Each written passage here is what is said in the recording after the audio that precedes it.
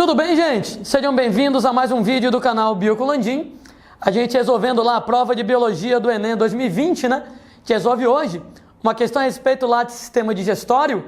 Foi uma questão que talvez não tenha sido nem muito difícil em si, mas a interpretação dela eu achei meio complicadinha. Aliás, né? Como muitas questões da prova do Enem 2020, né? Problema lá muitas vezes em termos de interpretação, de entender o que a questão quer, né, de entender a diferença entre os itens. Vamos lá dar uma olhada nela?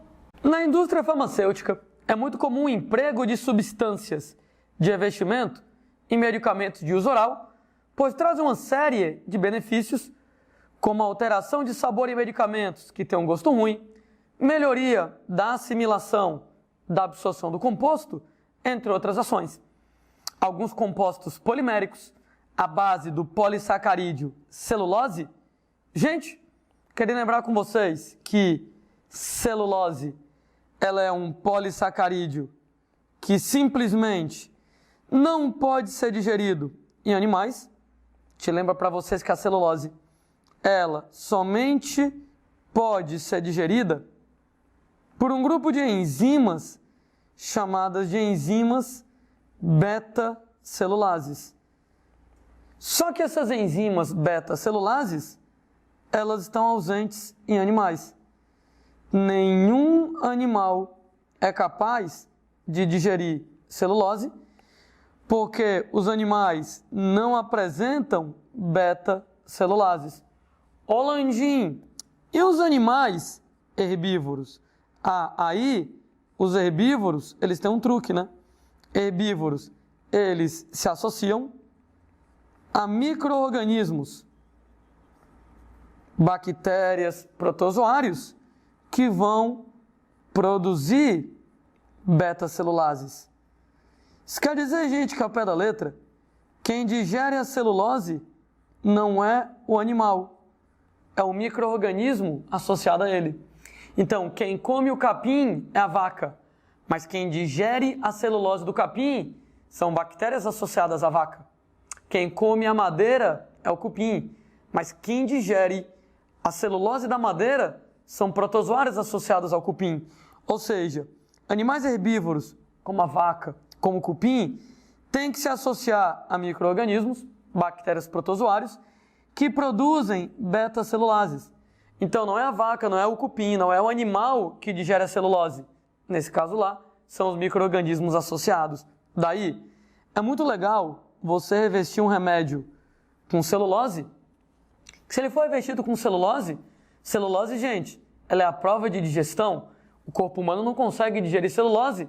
Nós não temos essas bactérias em quantidades significativas, né? Então a celulose simplesmente não é digerível em humanos. Nós somos animais e nós não temos essas bactérias associadas. Daí, né, legal, que você pega, por exemplo, lá, um medicamento que tem um gosto muito ruim, é desagradável, né? Você de repente reveste com celulose, quando você comer, beleza, moçada, não vai sentir o gosto ruim. Você pega, por exemplo, lá, um determinado composto que você quer que ele seja absorvido em uma área e não em outra, você reveste lá com celulose e, dependendo da maneira como você reveste o comprimido, né, você pode programar o revestimento para celulose ter poros, que esses poros eles ficam fechados em um determinado pH, não liberam o medicamento. Em outro pH, os poros abrem, no que os poros abrem, o medicamento ele é liberado. Aliás, é a história que ele conta aí pra gente, né? Ele comenta lá que os revestimentos de celulose são utilizados para garantir que o fármaco somente seja liberado quando em contato com soluções aquosas, cujo pH se encontre próximo da faixa lá de neutralidade. Ou seja, a gente faz o revestimento para o comprimido à base de celulose com poros. Quando o pH é de determinado jeito, os poros ficam fechados. Quando o pH está na faixa da neutralidade, ou seja, o pH próximo lá de 7, os poros do revestimento se abrem e, nesse caso, o medicamento ele é liberado. Bom, ele coloca lá para gente qual é a finalidade do uso desse revestimento à base de celulose. Bom, lembrando para vocês um pouquinho sobre o pH dos compartimentos do sistema digestório, né? Lá na boca, nós vamos ter um pH basicamente neutro. E, Landim, se o pH é neutro, quer dizer que o medicamento pode ser liberado na boca, né? Beleza, né? Ele comenta lá no enunciado que o revestimento do comprimido de celulose só vai liberar o medicamento em pH neutro, pode ser na boca. Se bem que o alimento passa tão pouco tempo na boca, né? Você basicamente vai pegar o comprimido e engolir. Você não vai mastigar. Se você mastigasse, ele passaria, né, 10, 20, 30 segundos na boca. Mas se você vai lá e pega o comprimido e engole, a gente vai passar 1 segundo, 2 segundos. Então não dá tempo do remédio ser significativamente liberado lá na boca, né? A não ser que ele fosse mastigado. Mas pouquíssimos são os comprimidos mastigáveis. Normalmente o comprimido ele é ingerido, ele é engolido. Lá no estômago, o pH do estômago, ele é bastante ácido, né? Então, enquanto na boca o pH é neutro, próximo lá de 7, no estômago o pH entre 1,8 e 2,0, devido ao HCl do estômago. E, gente, lá no duodeno, que é o primeiro compartimento do intestino, o pH ele é básico, na casa de 7,8 a 8,2, devido ao bicarbonato de sódio do suco pancreático. Alguém vai lá e vendo a questão, pensa assim: o Landim, quer dizer que só na boca que o pH é neutro. Quer dizer que só na boca que você teria a liberação do remédio. Por quê? No estômago, o pH é ácido, então não vai liberar o remédio. No duodeno, o pH é básico, então não vai liberar o remédio. Né? Tava comentando que na boca, você vai passar pouquíssimo tempo com o medicamento, você não vai mastigar, vai engolir 1, 2 segundos, não dá tempo do remédio ser liberado.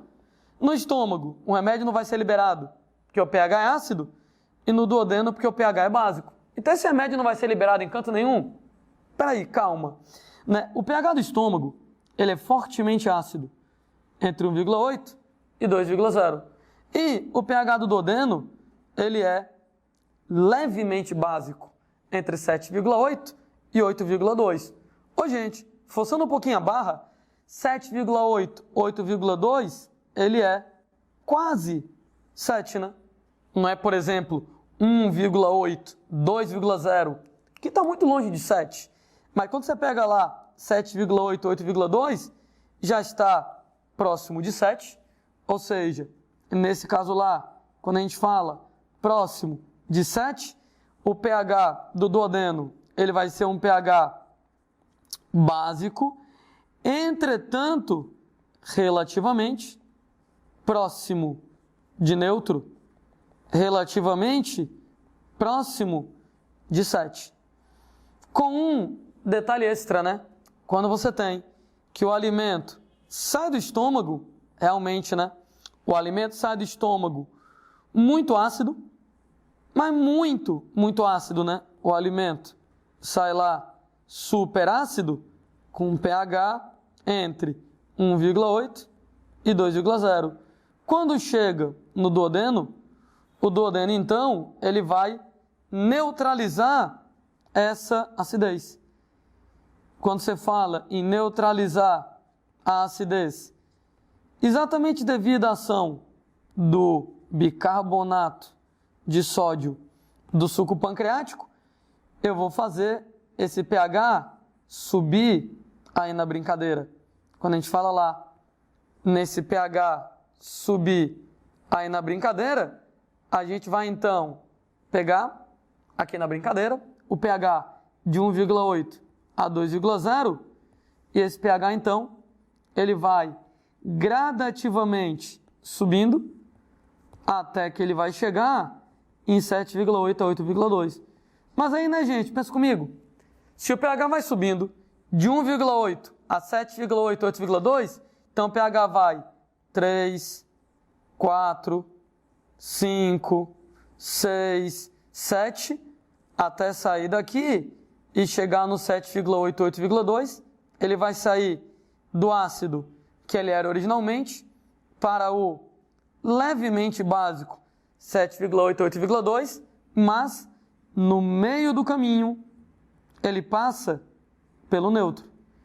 Isso quer dizer que, bem ou mal, quando o alimento ele sai do estômago ácido pra caramba, que o duodeno começa lá a neutralizar aquela acidez pelo bicarbonato, antes de ficar o levemente básico 7,8, 8,2, ele vai ficar neutro. Né? Gente, você vai ter lá neutro, isso aí faz com que o medicamento seja liberado ao nível do duodeno. Então tem um lance de que o duodeno ele pode ficar levemente neutro nessa transição do ácido para o básico, e tem o lance de que 7,8 a 8,2 ele é básico, mas ele é bem próximo de neutro, 7,8, 8,2 para 7. Então a medicação será liberada ao nível do duodeno, que é o que está mais próximo de neutro. Na boca, não deu tempo de liberar o medicamento, é muito rápido. No estômago, é muito ácido, e o texto fala que vai liberar em pH neutro, então só sobrou tu, vai tu mesmo, esse medicamento só vai ser absorvido ao nível do duodeno. Celulose não é digerida, hein? Mas quando chega no duodeno com pH levemente neutro, o revestimento abre os poros, libera a medicação no duodeno. Olha só o que é que o amigo coloca pra gente em relação à questão. Então, ele contou lá que o revestimento de celulose só vai liberar o conteúdo soluções aquosas cujo pH se aproxime da neutralidade próximo de 7. Finalidade do uso desse revestimento à base de celulose, item A, diminui a absorção do princípio ativo no intestino. Acabei de comentar aqui o intestino com pH básico, mas levemente básico, próximo de neutro, é onde você vai absorver. Item B, impedir que o fármaco seja solubilizado no intestino. De novo, é no intestino que o medicamento deve ser liberado. Item C, garantir que o fármaco não seja afetado pelas secreções gástricas. Ora, moçada, a acidez do estômago poderia de alguma maneira afetar o medicamento, destruir o medicamento, não sei. Fato é que lá no estômago nós vamos ter um pH muito ácido e, mais uma vez, a questão fala que só vai liberar num pH próximo da neutralidade, como no intestino, que ele é levemente básico, próximo da neutralidade. Olha, inclusive ele não fala neutro, né? Ele fala próximo de neutro. Próximo de neutro, quase 7, 7,8, 8,2. No estômago não.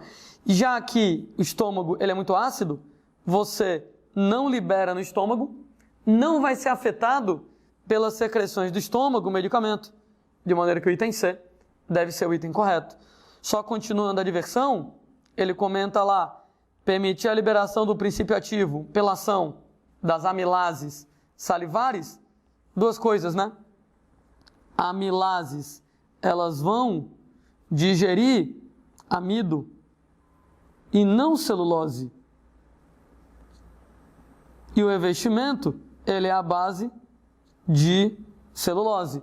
Com um detalhe, como eu estava falando, que você vai engolir o medicamento, provavelmente não vai dar tempo de digerir significativamente, nem se tivesse lá celulose.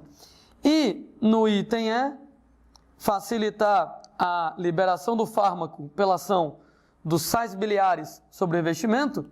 Ora, gente, sais biliares, eles vão emulsificar lipídios.